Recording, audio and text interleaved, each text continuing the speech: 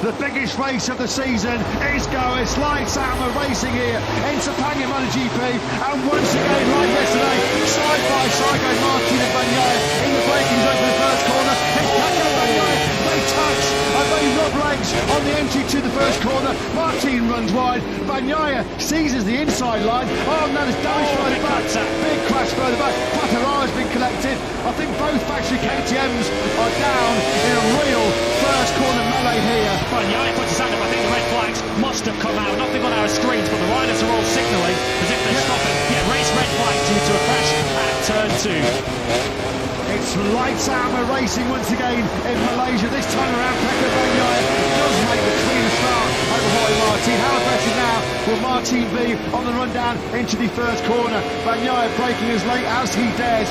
Frankie Mungkin is going away well once again. He gets a tap there from Marc Marquez. They sweep through turn 1. Let's hope they all get safely through the tight turn 2 this time around. They certainly have. Yeah, Quartararo safely through. Of course, he was starting from that third row of the grid. He still maintained that place around 6th or 7th. Martin very close to turn number 3 on Paco Bagnaia. He knows from a championship point of view, he just needs to follow him. Is that what he's going to choose to do? Factory Ducati snaking sideways on the brakes into banging the turn 4. Bagnaia is all in for the win as he said he would be. He is going to be ultra aggressive, but here comes Martin with the element of surprise. That is not a move that you see very often. He had the big shake on the change of direction through at turn 6. Martin briefly went through. He ran in hot. Bagnaia back at the front.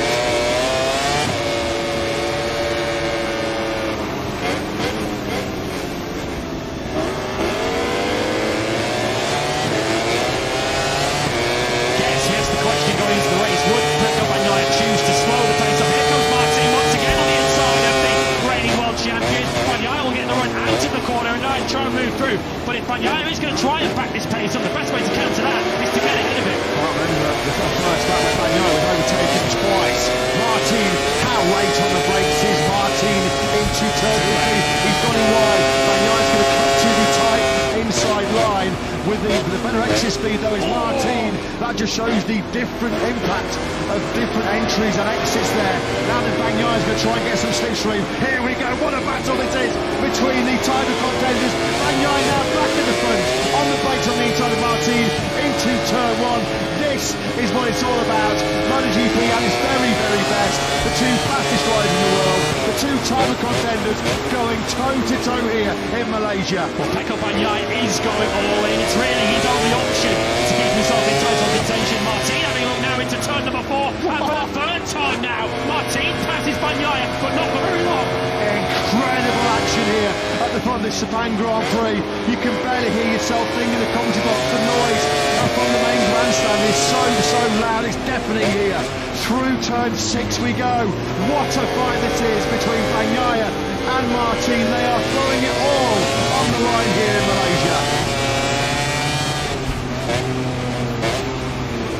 Now once again through 14 comes Martin. They're almost going to touch on the exit now. Who's going to get the better drive now down this long back straight? Marc Marquez, a very interesting party there in 3rd place. Into the 4th sector where Bagnaia has been so good all weekend. This is edge of the seat action in MotoGP. This is nail-biting tension. Martin and Bagnaia, they go side by side. They almost touch, powering towards 6th gear down the start-finish straight. Who's going to have the edge on the brakes in the turn 1? It's Martin on the inside, but he looks like he's going to run it a little bit hot there. He does go ever so slightly wide. Bagnaia back up the inside of Jorge Martin again. The lead continues to change hands. Well, this already feels like 2 corners into lap 3, like race of the century. This is MotoGP off the scale, awesome. It's Bagnaia then now that leads. Here comes Martin for a long way back. Into turn 4 he goes. Is he going to get his stop? No, once again. Bagnaia gets him on the cutback. Martin up again this time into turn number 5. Does that look like a rider to you who's taking the cautious championship approach? Not a bit of it.